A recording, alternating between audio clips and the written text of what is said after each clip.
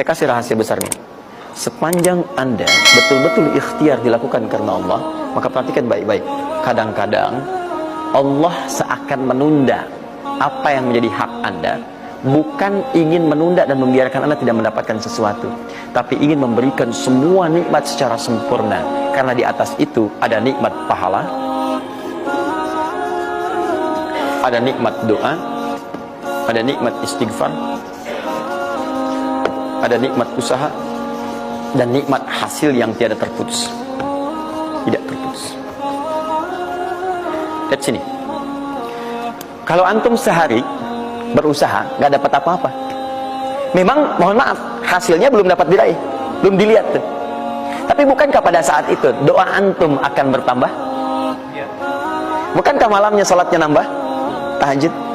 Bukankah di situ kadang-kadang kita istighfar, ya Allah? Teman-teman, bukankah istighfar menggugurkan dosa? Bukankah berdoa menambah harapan, mengakumulasikan sesuatu? Bukankah tahajud menambah pahala lagi? Kadang-kadang yang diinginkan oleh Allah pertama kali bukan dunia dulu. Ketika Allah mencintai seorang hamba, dia akan berikan pahala akhirat dulu. Karena dunia itu sifatnya sementara. Hei fulan, kamu kemana aja? Kemarin kamu jauh dari saya, baru sekarang kamu pikir dekat dengan saya. Saya nggak pengen kasih dunia dulu. Dunia itu kecil. Kalaupun di seekor sayap samuk sebelahnya, sebelah sayap nyamuk ada dunia, itu ada nilainya. Saya kasih buat kamu deh, nggak ada nilainya. Ya, karena itu saya ingin kamu akhirat sempurna dulu. Saya ampuni dulu dosa-dosa kamu yang kemarin. Begitu sudah diampuni, hari kedua istighfar lagi diampuni, saya kasih pahala yang banyak. Begitu pahala udah dapat, dosa udah diampuni, baru dunia diakumulasikan. Karena hukum dunia itu, kalau antum usaha akan terus diberikan. Jadi nggak ada yang nggak dikasih. Jadi kalau antum sehari bekerja ini, kelihatannya nggak dapat apa-apa. Bukan nggak dapat apa-apa, disimpan untuk diakumulasikan. Nanti dosa antum tuh udah hilang, amalan udah banyak, antum dapat banyak. Kadang-kadang nggak sadar kalau saat dapat banyak itu sebetulnya itu hasil usaha antum sebelumnya. Itu teorinya begitu. Ya, jadi nggak ada yang nggak dapat apa-apa, semua akan dinilai. Sepanjang antum bergerak dikasih, dan antum buktinya hidup juga. Sampai ke hari itu kan masih hidup, bisa makan juga di hari itu, bisa beraktivitas juga, sehat juga dan sebagainya. Belum dapat apa. Makanya kata Nabi, yang hari itu ada makanan, dia orang kaya sebetulnya. Kalau besok masih ada lagi, kaya banget. Antum sampai sebulan masih ada cadangan. Ini kenapa kita mesti berkeluh kesah? Dan belum tentu hidup juga sampai besok. Yang tuh mau ngumpulin apa? Nah, maka prinsip yang terbaik adalah ketika antum berikhtiar, ikhtiar usaha yang maksimal. Tapi jangan khawatir kalau antum kerja sehari nggak dapat, 2 hari belum ada usaha. Jangan khawatir teman-teman sekalian. Rumusnya mengatakan semua ketika badan bergerak, maka rezeki dituliskan untuk keluar. Tapi kadang-kadang ada yang Allah inginkan lebih besar dari apa yang Anda harapkan.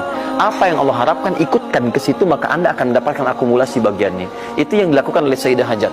Begitu beliau kemudian naik ke Marwah, nggak dapat, naik ke Safa, nggak dapat. Apa pernah tertuliskan dalam riwayat sedikit aja Sayyidah Hajar mengeluh?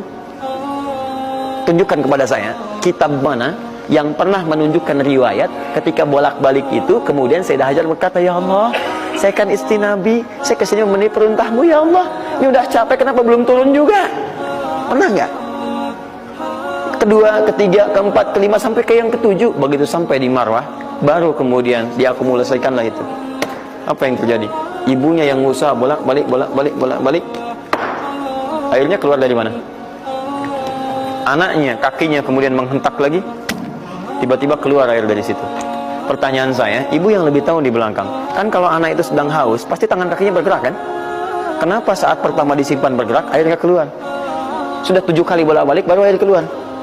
Silakan lihat riwayatnya. Pada hentakan itu, ketika 7 kali ibunya bolak-balik, malaikat mengepakkan sayapnya. Itu yang menghantam air dan keluar air. Malaikat yang ditugaskan Allah memberikan rezeki namanya Mikail. Itu ada di Quran surah kedua ayat ke-98. Ya, man kana aduwwan lillahi wa malaikati wa rusuli wa jibril wa mikail. Mikail. Di antara tugas Mikail oleh Allah ditugaskan untuk memberikan rezeki. Yang paling menarik, perhatikan baik-baik. Begitu airnya keluar, ibunya sedang di Marwah, sedang berdoa nih. Makanya kalau sa'i di sofa ngadep ke kiblat berdoa dulu, ke Marwah ngadep ke kiblat berdoa dulu. Begitu sedang berdoa, nyampe ke Marwah yang ke-7, anaknya lebih kencang menangisnya.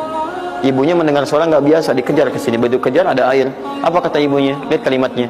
Zam, zam, zam, zam. Ibunya tidak mengatakan ijma, tapi zam, zam, zam, zam. Zam itu artinya kumpul jangan berhenti, kumpul jangan berhenti, kumpul jangan berhenti. Sampai sekarang air itu tidak pernah berhenti. Perhatikan. bagaimana akumulasi pekerjaan seorang ibu yang sangat serius menghasilkan rezeki bukan hanya untuk dirinya, untuk anaknya, cucunya, cicitnya, dan berganti generasi sampai kita sekarang. Maka boleh jadi kita berusaha bekerja, sehari belum dapat, 2 hari dagang belum dapat, tenang. Begitu antum 3 hari, tiba-tiba dagangan diborong habis. Itu sebetulnya usaha antum yang sebelumnya, tapi antum dapat bonus ampunan dosa, pahala, macam-macam. Maka jangan mengeluh. Dan jangan pernah antum sekali-kali, awas ya, awas, mengeluarkan kata-kata yang seakan-akan Allah menghentikan rezeki antum. Maka disitulah kesulitan paling sulit akan antum awali. Ya Allah, apa engkau nggak sayang dengan saya? Saya perlu usaha apa lagi? Kenapa belum diberikan juga? Dan sebagainya. Itu kadang-kadang membuat seseorang kalau sudah kehilangan arah seperti itu sampai meninggalkan agamanya, itu yang paling fatal. Paham ya?